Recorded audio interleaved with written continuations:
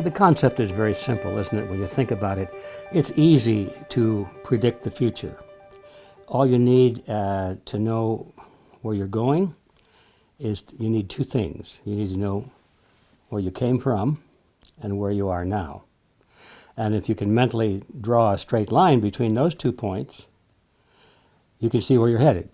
And you can say with not much fear of contradiction that unless there are some substantial changes in the forces of society or the economy or the political system, however you want to analyze it, unless there are some major changes in those forces that determine the movement, you're going to continue going in the same direction as you have been. So it's a very simple concept, and I think most people have no trouble with it, except it's always amazing to some people to figure out how it is that someone can predict the future so accurately as I have been able to do. It's not because I'm clairvoyant or anything like that. It's just because I use that formula. So when you splash around a little bit in history and you find out, well, we're talking about American history now primarily, but it's also true in most parts of the world, but this is my pond. I swim in this pond, so this is what I know most about. If you look back in history, American history, to 150 years or 200 years ago, it's a little over 200 years old now, and you see where we were, where we are today, and it's pretty clear to see that we're heading in a direction that is not very pleasant. We started in an environment which gave maximum personal liberty to individual citizens. And I think the reason for that is twofold. First of all, it was a new system, a new society, starting more or less with a clean slate. And when the Constitution was written, the idea of creating a government was not on the minds of the founders at all. They were primarily building a protectorate. They didn't use that word, but that's what they were building. They wanted it was like a treaty between the 13 nations on the colonies. They were countries. It was a treaty between the 13 states, and they just wanted to join together for very limited purposes like common defense and to encourage commerce between the various countries and to have a means of resolving disputes peaceably. And they threw in the post office sort of as an aside because that was a means of communication. They never dreamed that they were creating a system of government to govern the people in all of the 13 colonies, all the 13 countries. So they really created a protectorate, and it was in that sense that America existed for the first 50, 60 years. But right from the very beginning, there were people who gravitated into positions of state power who saw this as a means of enhancing their own well-being, increasing power and money and so forth. And so from the very beginning, there was a tendency for this system to evolve, or devolve probably is a better way of putting it, into the old world system of all powerful government and control at the top and telling the people what to do. And the process has been going on from the very beginning that the American Constitution was drafted. And you can see signs of that early on in the history of our country. But nevertheless, for the first 50, 60, 70, 80 years, the momentum was very slow, and it started from practically zero. And so we had a lot of personal freedom here in America.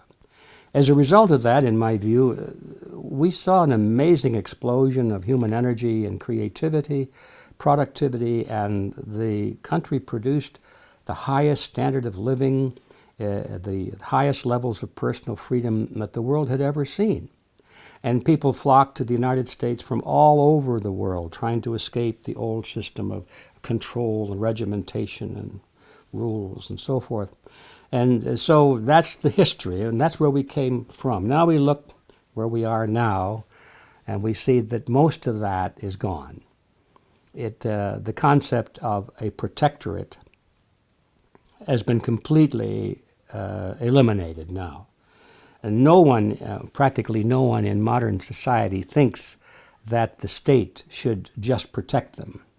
unfortunately, because our schools teach, our government schools, I might add, teach that the government is the all-powerful arbiter of everything. The government should be the source of productivity and energy and creativity and justice and everything, and we should turn to government to be the leader, the great creator and director of our lives.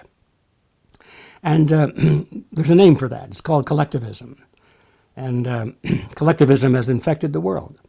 But it certainly has taken very strong root in the United States, where you'd least expect it to be at all, because it started totally the opposite of that. So collectivism today, I would, if you had to put a number on it, just a whimsical number, I would say that the United States today is about probably 80% in that range, 80% collectivist, meaning that 80% of what happens in America is based on the concept that the state should be in the middle of it. It should, you need to go to the state to get permission to do it, and the state has to tell you how to do it and how not to do it and when to stop doing it and so forth, and the state's going to take all of your profits and so forth. The state, I would say, is at least 80% in a directorate position over practically everything in our commercial and personal lives. And it's growing. That's the point. Now we're back to the issue of seeing where you were, where you are, and then projecting into the future. It's growing very rapidly. It's no longer a straight line. It seemed to me when I first became aware of this process that it was like a linear progression. Now it's clear it's not linear anymore. It's sort of curvature. It's parabolic.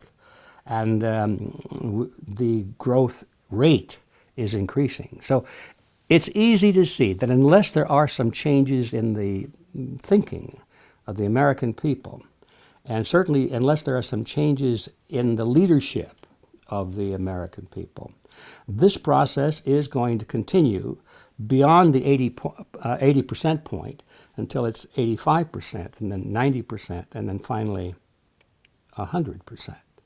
100% government, there's a name for that, it's called totalitarianism. And that, in a nutshell, is where the United States is headed very rapidly. And as a little footnote to that, so is the rest of the world.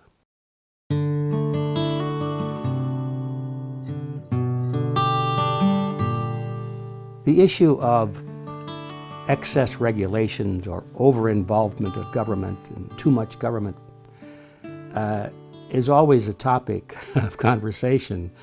It's hard to go to any cocktail party without hearing somebody getting into that topic. Well, the government shouldn't do this, it's gone too far with that, it's corrupt, and all these complaints you hear about.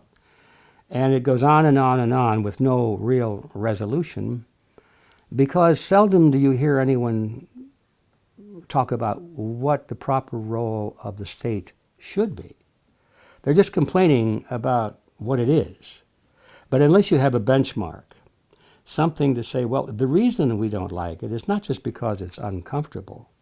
The reason it's uncomfortable to us is because it has exceeded the benchmark, or it has violated the definition of what it should be. Well, that's a different topic, isn't it? Now you're talking political philosophy rather than just current events. Now you're talking about principles rather than complaints.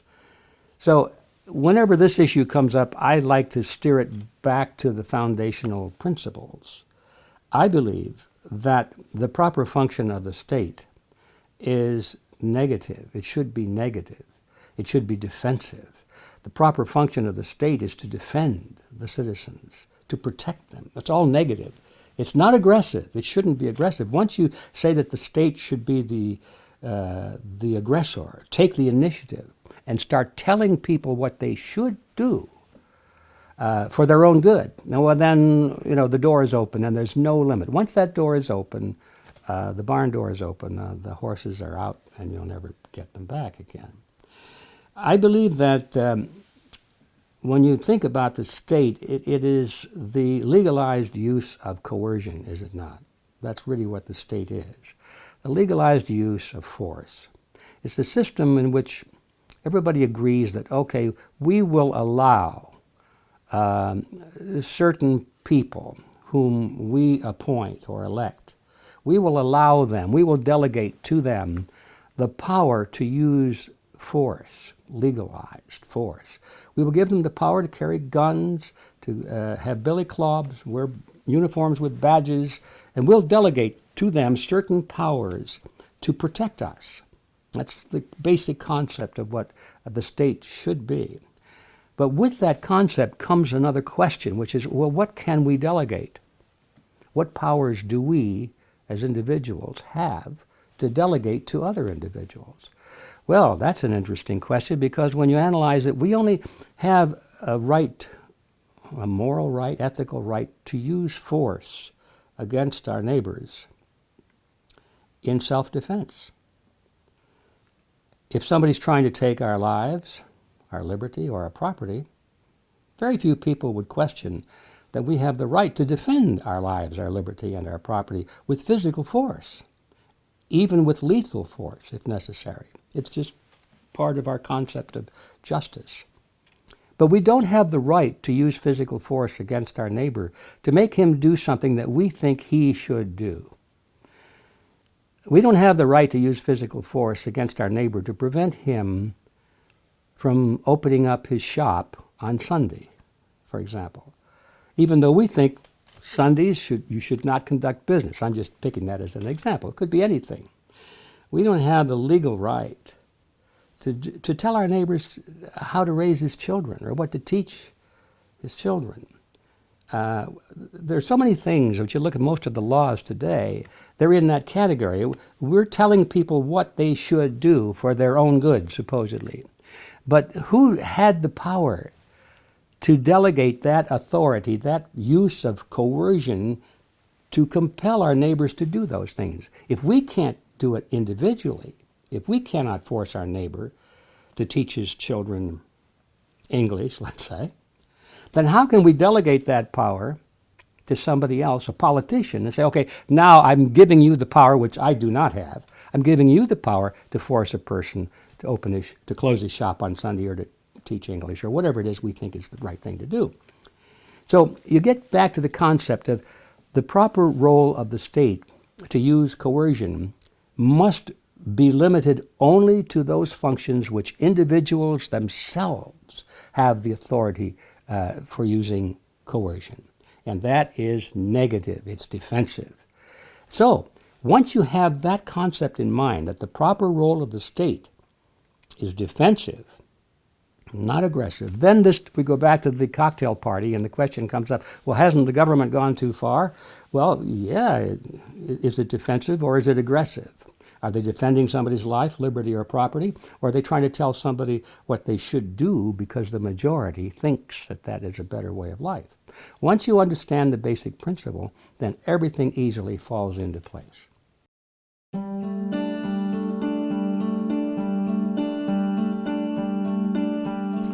Well, it's axiomatic that the more power that we allow governments to have in using coercion against us to tell us what to do, in other words, the more powerful the government is, the bigger the government is, it's axiomatic that the smaller our realm of personal freedom gets. I mean, it's just a swapping of giving up our personal freedom and giving the authority to the government to override our choices.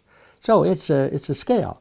You've got the needle here, and the more government you have on this side, the less personal freedom you have on that side. It's just it's a scale, and I think if you looked at that scale, if you could visualize it, you'd see that the red zone, which is the government power zone in this analogy, is pretty big, and the blue zone or the green zone, which is what's left for individual choices, personal freedom, is very small. And now we're back to that projection into the future again. It's getting smaller and smaller by the day, and it won't be very long, I'm afraid, until it's completely gone.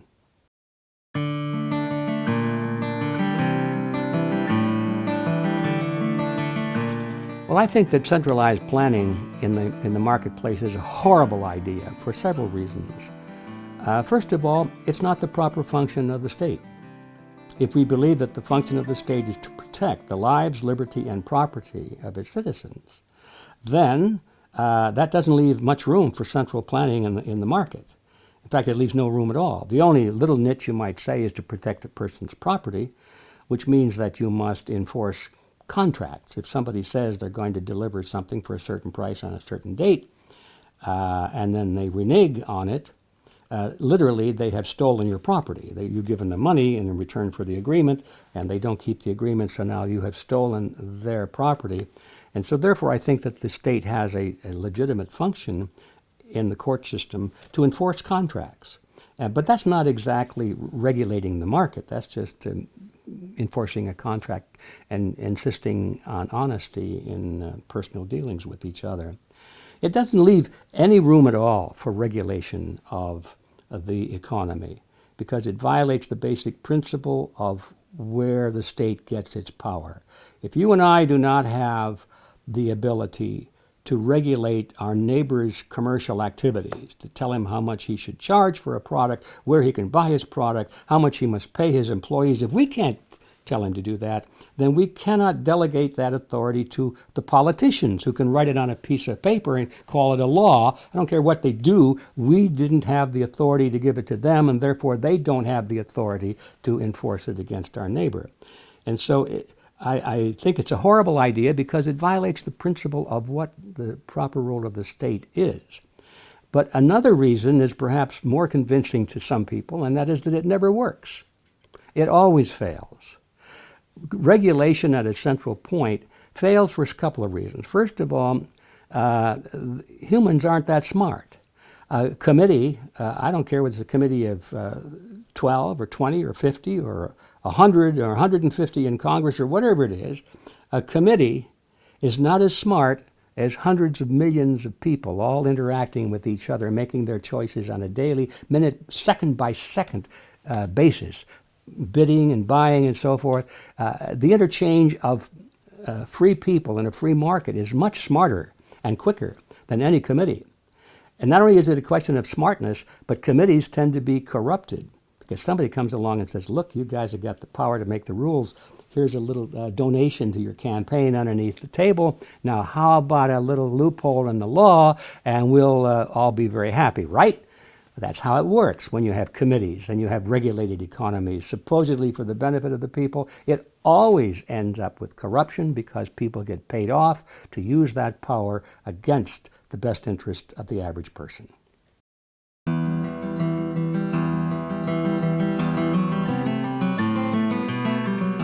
Well, a moment ago I mentioned the fact that when you have delegated power to committees and government officials and agencies to regulate the economy, it always leads to corruption.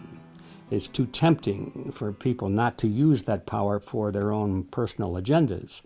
And the revolving door is a physical example or a symptom of that. We see people moving from high positions in industry and they go into government agencies, and now all of a sudden, let's say they move from a pharmaceutical company, they're a lawyer or a vice president of a pharmaceutical company, and all of a sudden, because the company donated a big amount of money to the political party that represents the new president is now in office, and it's time to pay back. So the president appoints this guy as the head of the FDA now. See? Oh, now that he moves from the pharmaceutical company, now he's head of the FDA, or he's got a high-ranking position somewhere in there. Well, what do you think he does? Is he's all of a sudden he takes his money-making hat off, his pharmaceutical hat off, and he puts on the public servant hat, and he says, now I'm going to regulate that company I just came from, and all my friends over there, all of my good buddies, and by the way, I got a retirement plan, and also I know that when I'm through 4 years from now at the FDA, I'm going to go back there, I'm going to get a promotion. So you think he's going to work against the best interests of that pharmaceutical company, and it's absurd to think so. So that is the surface evidence of this corruption that I'm talking about. The revolving door is merely proof of the fact that when you give government and its agencies the power to regulate commerce, it always, always will lead to corruption.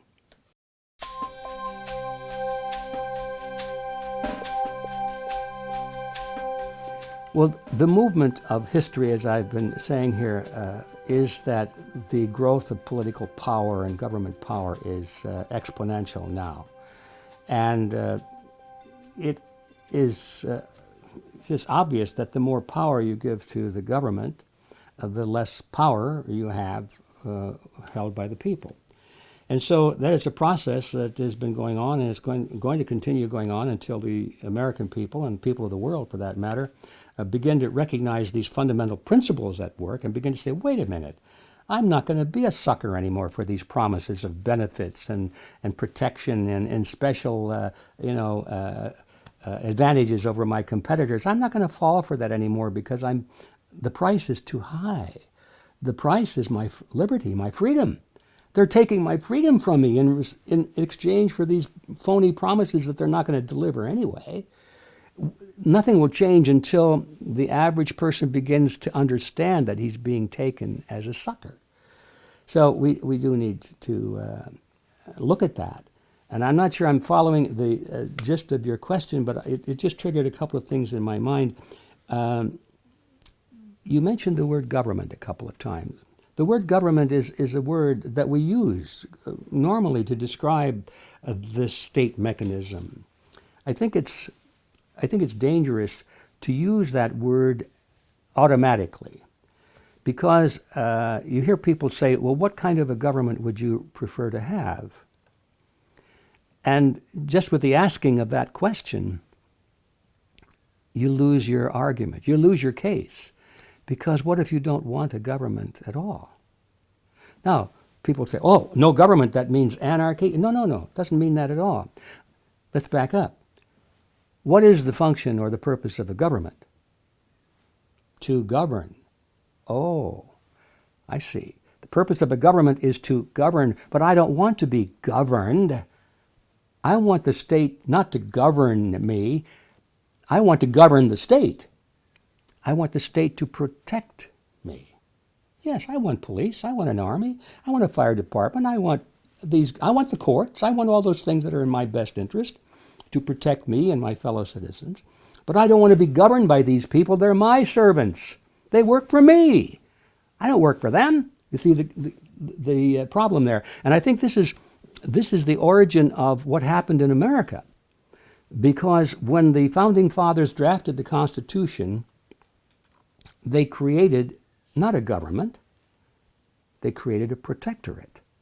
The whole purpose of that state structure was to protect the people. But they used the word government. They said, this government shall do this, government should do it. And I think it was a mistake, one of the few mistakes that they made. Well, it was a beta model, okay? It was an excellent first step in the direction of creating a new model for the state, a new model for society. They made an amazingly large step in that direction. But they used the wrong word. They used the word government. And so whenever we discuss these things today, we say, well, what should government do? What is the proper role of government? Should we limit government? You cannot limit government.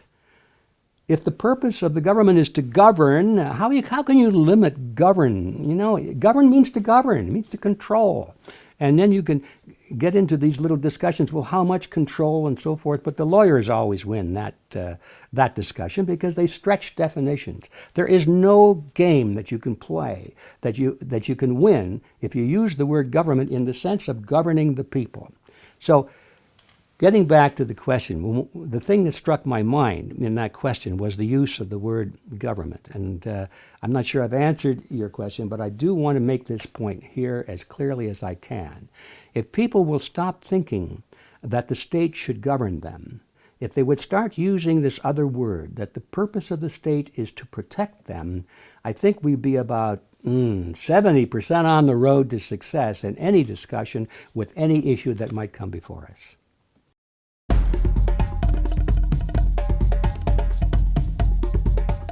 The word fascism has a definition. There are a couple of actual definitions in the dictionary. Just as the word communism and Nazism and socialism and all of these other words have definitions. But it's amazing, isn't it? In spite of these definitions, very few people can agree as to what definition is the proper one. And that's because they're vague concepts. They mean different things to different people. They can be either a positive thing or a negative thing, depending more or less on the attitude of the person using the word. A socialist would say that socialism is a high ideal. You know, a capitalist, whatever that is, there's another one of those words, would say, well, socialism is the opposite of capitalism. And of course it isn't, but anyway, that's the general idea that people think that it is. And people say, well, communists and Nazis fought each other in a war, so they must have opposite ideologies, right? Well, no, there's the same ideology. The point I'm coming up to is that in spite of all of these words, in the modern world, in the Western world at least, there are only two words that mean anything. And that is individualism versus collectivism. Those are the words that have meaning. The rest, all of these other words that I mentioned a moment ago, are merely variants of collectivism. Fascism, communism, Nazism, socialism, so all the liberalism, all the other words. Even in some people's vocabulary, Americanism today used to mean one thing, now it means something else. Conservatives today, neoconservatives. What is a neoconservative? Well, they're collectivists. If you look at what their platform is, they're the same as the socialists now, you see. The only thing that means anything is individualism versus collectivism. So when the word fascism comes up, there are only two, really, in my view, only two ways of dealing with that word. One is to say, well, historically, fascism was the political system built by Mussolini, okay? That was historically as an entity in history. But philosophically or ideologically, it was no different than Nazism, and no different than communism, and no different than socialism, and so forth, because it was merely a variant of collectivism. So now we really got to get serious about these words, collectivism versus individualism, and I think once people understand that, so many problems will just wither away. I think most people will find to their amazement that they are individualists and they're not collectivists, even though most of us at one point or another have sort of swallowed some of the collectivist slogans, you know, like Marx had a great slogan, from each according to his ability, to each according to his need. Well, isn't that wonderful? I mean, isn't that the basics of charity? People who can afford give to those who cannot afford. What's wrong with that? Therefore, I guess I'm a socialist. What they don't realize is that Marx and Lenin and all the other communists weren't content. Maybe they were content with the slogan, but when it came to application of the slogan, they had to add something, which was by force. See, they never dealt with the question of how. Will it be done through coercion or in freedom, voluntarily? Under collectivism, everything is by force. There's no freedom. You will do it because it is good for you. That's the element of collectivism. And it might be good for you, but you don't decide. We get to decide, you see. Anyway, that's just one of the elements of collectivism, and I would like to say if anybody's interested in a deeper analysis of these differences between individualism and collectivism, I invite them to come to our website. We have a group we put together. It's called Freedom Force International, and it's a long word, but freedomforceinternational.org. And we have a lot of material there about the differences between individualism and collectivism. And believe me, once people understand this basic contest of ideas, so many confusing issues will clear up in a heartbeat.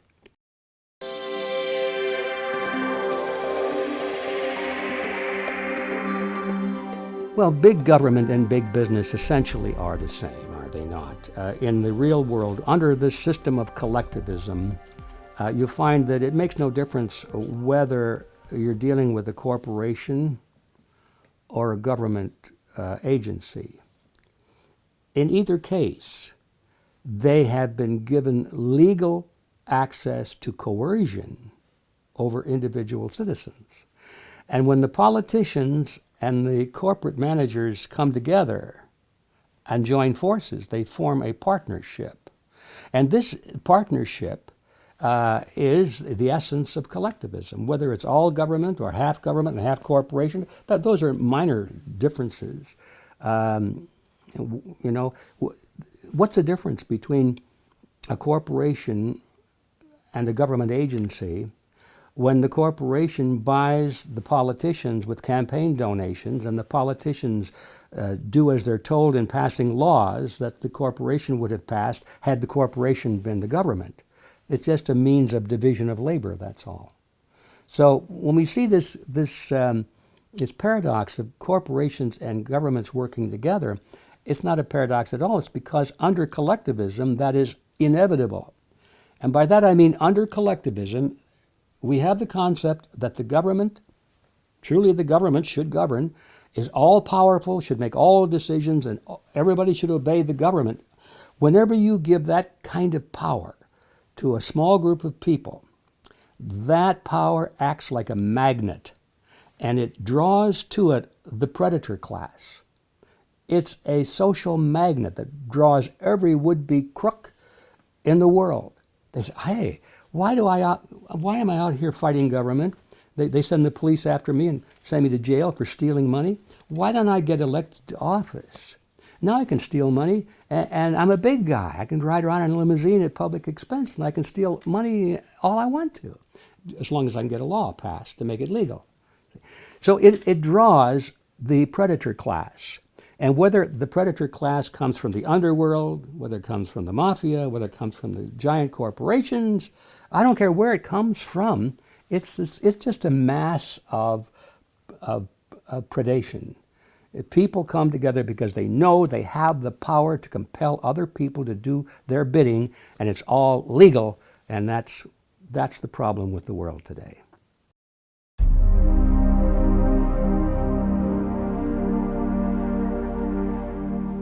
The Federal Reserve System is a perfect example of the marriage between private corporate interests and government power. The Federal Reserve is a cartel. It's no different than a banana cartel or an oil cartel. It just happens to be a banking cartel. It is not a government agency, as you probably know, although it goes to great lengths to appear to be a government agency, because people would be upset if they realized that their money was being manipulated by a group of private individuals, banks. If they knew that, they'd be a little, or they should be at least, a little concerned. So it's a perfect example of how a powerful cartel can essentially merge with government agencies through the method of really buying off politicians, because all they have to do is influence legislation, and suddenly everything that the cartel was doing before that might be a little illegal or on the gray side suddenly is totally legal, and everything is solved. All of the major realms of the economy today are in that category, and we've got healthcare now moving rapidly into a cartelized situation. It's going to be funded by government taxes, but it's basically still going to be private enterprise, but not free market enterprise, just collectivized enterprise. And you have it in the power industry, you know, the utilities. Everywhere you look, the biggest industries in the world are basically cartels, and now they have joined forces with the various governments around the world so that the cartels can have the force of law to enforce what they want to do on the average person, using the government as the means of accomplishing that. So the issue is, yes, there's this merger of what would appear to be private enterprise and government. And what do you call that? Well, it's collectivism. You don't even have to call it anything except it's a scam, you know. It's got a name for it, a lot of different names. And the only way to break it is to restrict the power of the state, because you cannot stop it. Once you give the state the power, the authority over our lives in all these areas, then there's no stopping it, because then the individuals who are in those fields of providing medical services, monetary services, banking services, power and gas and oil and all these services, they will gravitate to the government, buy off the politicians, make the mergers, pass the laws to their best interest, and the average, the gum-chewing public thinks, oh, Well, isn't that nice? Well, we voted for these guys, so I guess it's in our best interest. You see, they don't get it. And they'll never stop it, and this is not a pessimistic view, by the way. When I say this, you will never stop it until you trim the power of the state way, way, way back to what it should be, which is defensive. Once you do that, then you don't have to worry about qualifications for people to be elected, how long they're going to be in term. You don't have to worry about any of that because there's no temptation in office. If you take all the temptation, all the power away from political office, the only people who will go into it will be those who want to serve their country because there's no way to steal anything anymore.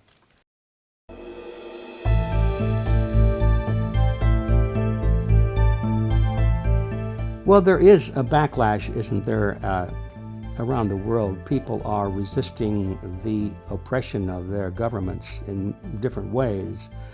Unfortunately, I think most of that action, though, is not well advised.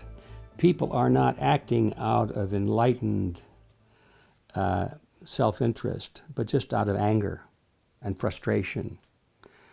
You see a lot of riots, for example, around the world, and probably see some here in the United States. And people will be just, angry, and they want to revolt. They'll go into the streets.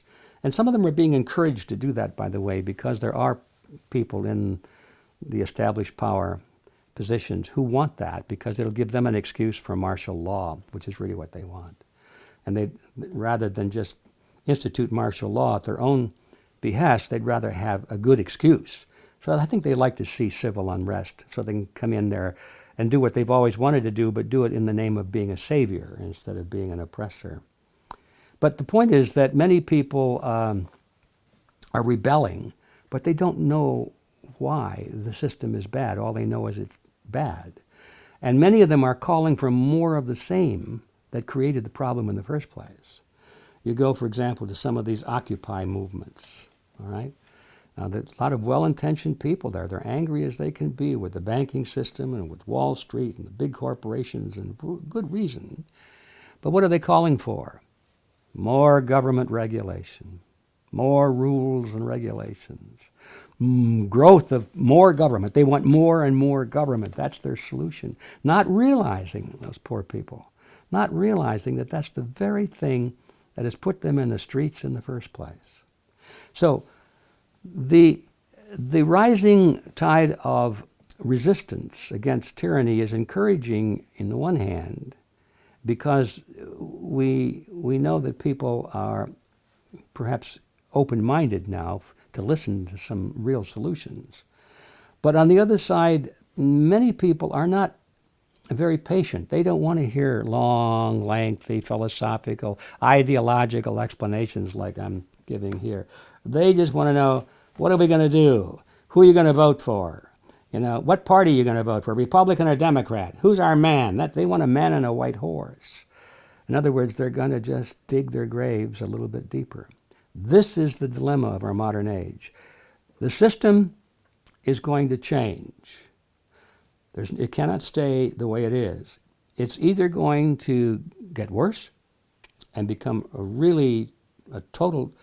a totalitarian system from which we may never escape, I don't know, because of the power of modern weaponry. Or the public is going to become enlightened and demand real reform, real change, and not just more of the same, in which case we could be heading into a new age of prosperity and peace and happiness. And I think which way we go depends to a large extent on the work that people like you and I and others in this field are doing right now and trying to deliver this message to more and more people.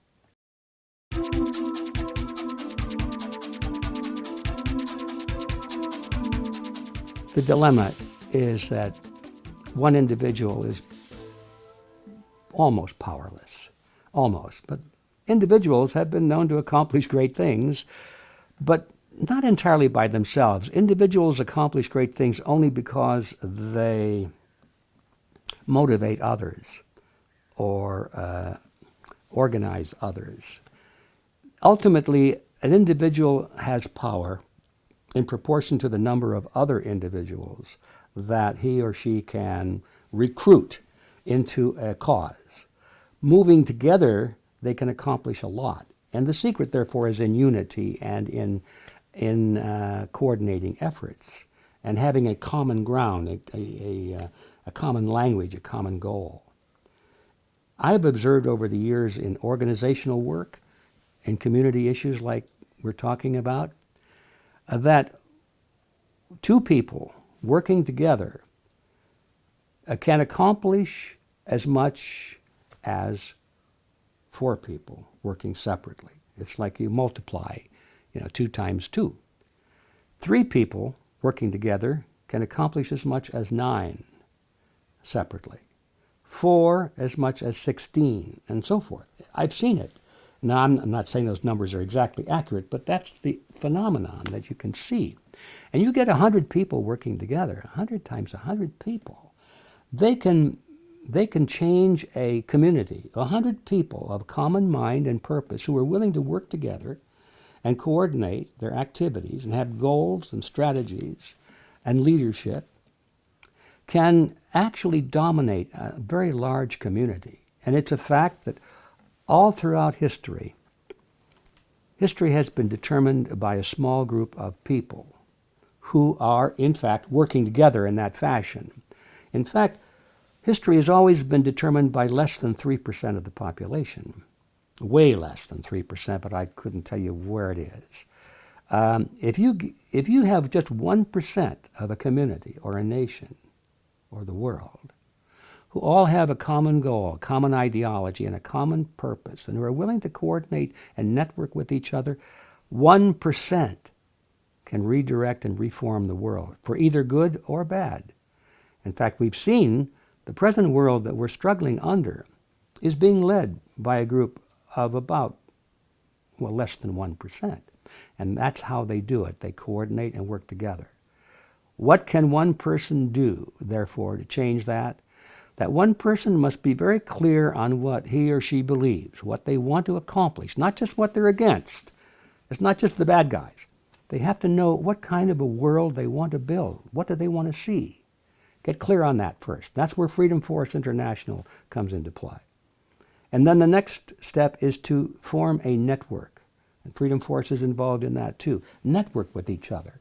And then just let human nature take its course. You don't have to direct them. Let them get together on a name-to-name basis, eyeball-to-eyeball basis. They know the person. I can trust this person. We are of like mind. Let's go out and change the world. That's how it will happen.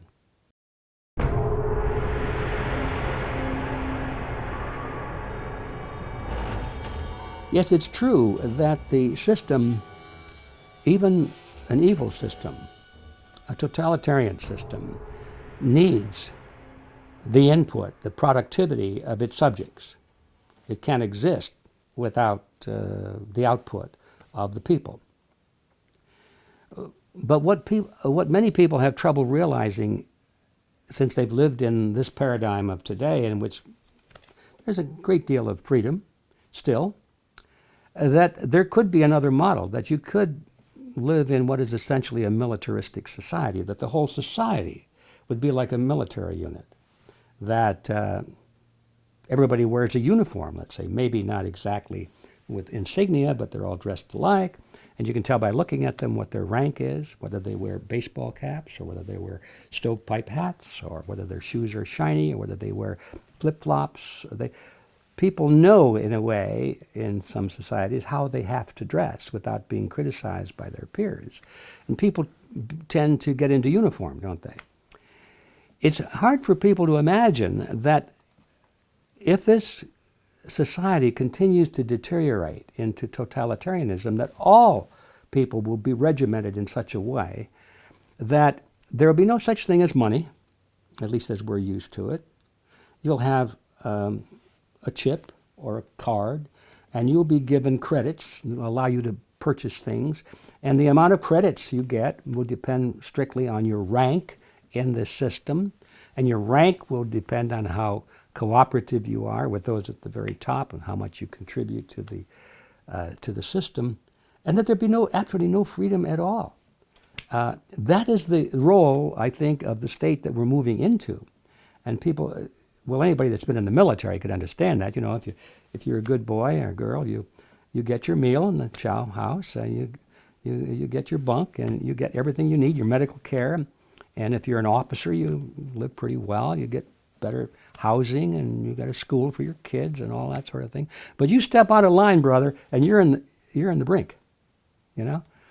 And worst comes to shove, you could even be executed. So the system of totalitarianism doesn't necessarily need the free, voluntary output of everyone, because they know that down at the other end of that spectrum, they can force everyone to do pretty much what they want to do. That's not to say that it would be a productive society, because it wouldn't. We saw that in the old Soviet Union.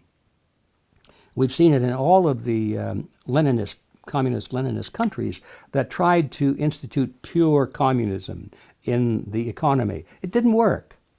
Well, no, it didn't have to work. They still maintained control over the people, and the commissars still lived very well. They lived in their palaces. It didn't make any difference to them. But they found that they could compromise with the Western model, and allow the people to have a little bit of benefit, and that the people would work better, and they would get more out of them, sort of like treating the people like farm animals. You give them a little better food and fatten them up, and they'd be more productive. So perhaps I'm rambling, but the point is that the ruling class in any system, even if you go back to history, did not need a highly productive middle or lower class, and generally no middle class. They didn't need a highly productive lower class to support them well. All they really needed is a way of controlling them to keep them from revolting. And I think in the modern age, the technology for that has finally arrived.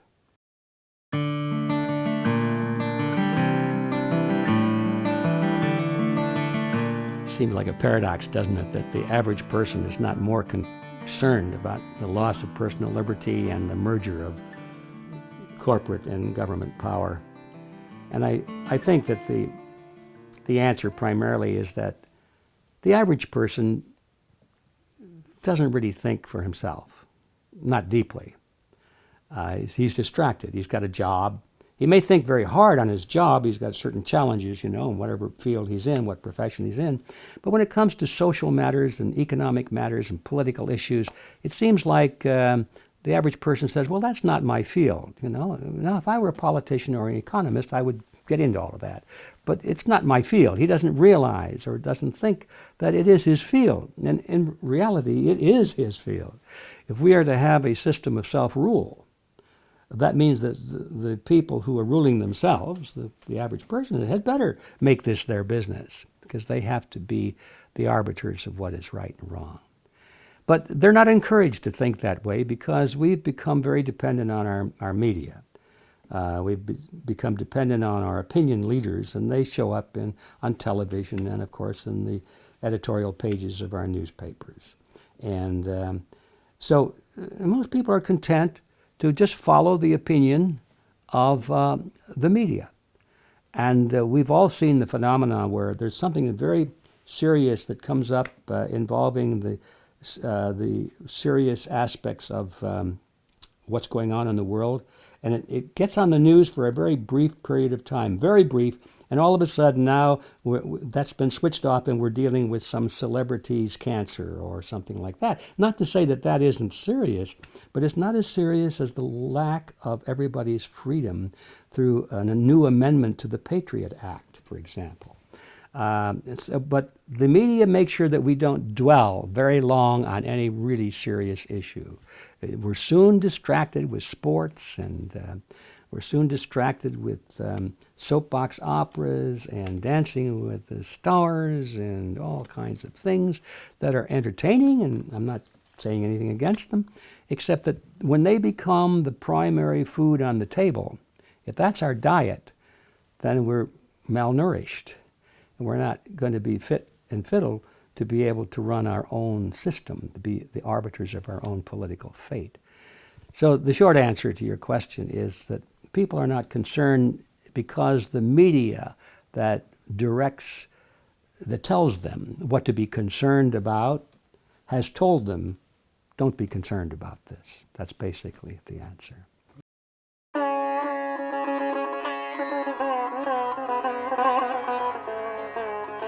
Any alternative media, other than the corporate media that is so rigidly controlled, is a threat to this engineering of public opinion.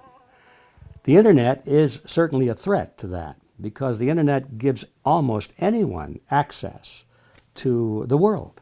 All they have to do is just find some way to break through on the basis of interest only, not because they've been blocked because of their name or because of their views or anything, but they just have to do something that catches the interest and it goes viral, as they say. It could be a video, it could be a statement, it could be anything. It could be a news service like we produce called Unfiltered News. And by the way, I hope everybody will come in and get a free subscription to that. But whatever it is, the internet is a threat to this kind of rigid control. So now, are we surprised when the political figures who don't like that are constantly worried about how can we stop this? Well, the formula has been tried and true. It always works. Just tell the people that there's a threat out there, a terrible threat that has to be controlled, that the government, only the government can control. I mean, there's a threat of child pornography or crime or terrorism or cyber terrorism or something. We have to control the internet for your good, folks. Otherwise, you're going to have a big problem. Somebody may, come into your living room and seduce your children. No, we need laws, right? And people say, oh, yeah, that's a big, terrible threat. Let's give them more power. That's why they're working around the clock to try and scare people into thinking that the internet must be controlled by our fine, trustworthy political figures, not only here in America, but at the United Nations. Now, the United Nations is moving rapidly into this role right now. They want to be the ones that control the internet and tell the world what is proper and what is improper and to protect us from all these bad things. So we're not surprised to see that that is underway. Right now, the internet is still essentially free and open. We've seen in other countries, primarily in China and some countries in the Middle East, where the internet already is closed down pretty much. Even on social networks, you can't post on Facebook. You can't even mention the name of the president of the country. I mean, you can't say anything bad about any political figure. And if you do, not only is your post closed and it's not published, but they come and take you to jail. So that's already happening around the world, and the people of like mind in America and in other Western countries can hardly wait until they get that power to do it themselves. So this is one of the frontiers that we must stand firm on with all of our might, because once the internet is gone, if we allow that to happen, then it's going to be a much harder road back.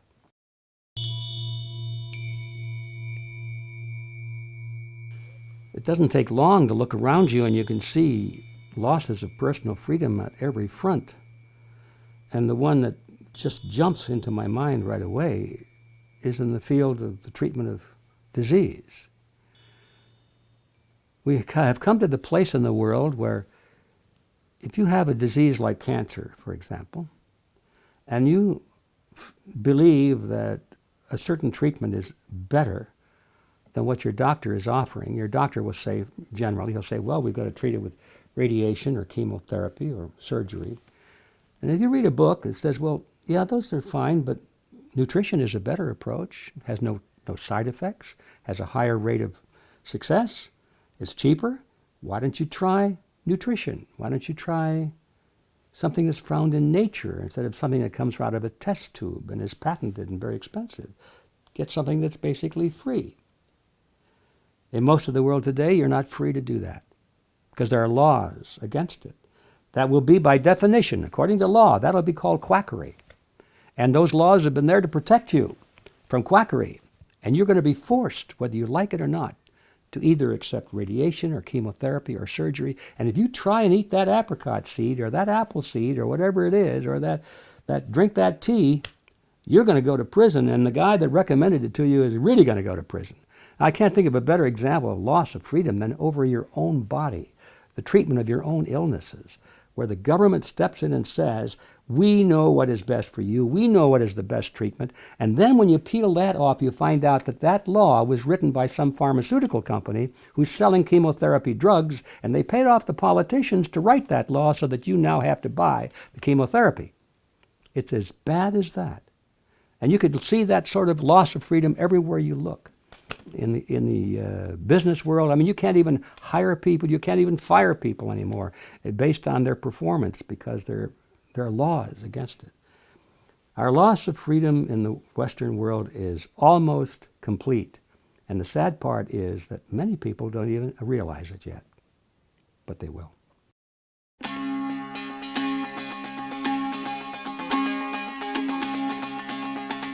Well, the road back, or perhaps I should say the road forward, because I think we have gone backward in the last 100 or so years, at least in the Western world. The concept of freedom, the concept of individual worth and freedom has regressed. It's gone backward. It's gone back toward the Middle Ages. It's gone back to the concept of the feudal system, you know, the lords and the masters and the serfs and so forth. So now I really don't want to say let's go back. I say let's go forward to the old days. Let's go forward to where we were 100 years ago and then beyond. How do we do that? Well, basically we have a choice, or maybe not our choice, but there are only two ways to do it. One is through violent revolution, and the other is through intellectual revolution. And I don't think that violent revolution is going to do it. I don't think there's a chance in the world that a violent revolution can bring about the kind of reform that we need, because it's basically an intellectual reform. It's based on concepts. It's not based on who's in power. See, the violent revolutions are always based primarily on personalities. We don't like King so-and-so because he's an evil man. We can tell he's done bad things. So let's get rid of that king and we'll get another king and he'll be better. Or I don't like this president because he did bad things. And I think that political party that he represents is a bad political party. So let's get a new president or a new political party. Nobody ever talks about principles. They're just talking about personalities and people. The answer doesn't lie in people, because if you get rid of one crook, there are plenty more waiting to take his place. So we have to think in terms of principles, political principles. And so that's how we go back. And it's a long road. It's not a happy message for those who want to see it all done by the next election. It's not going to happen by the next election, because the people of the world need to be enlightened. And that's going to take, I think, a couple of generations. But that's not too bad when you think about it. A couple of generations, what is that? That's nothing in the scale of history.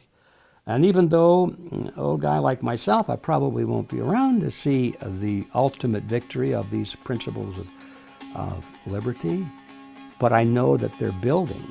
And it gives me a lot of satisfaction to know when I go to bed at night and I go to sleep and, well, we had another little lick in there. We put another brick in the foundation.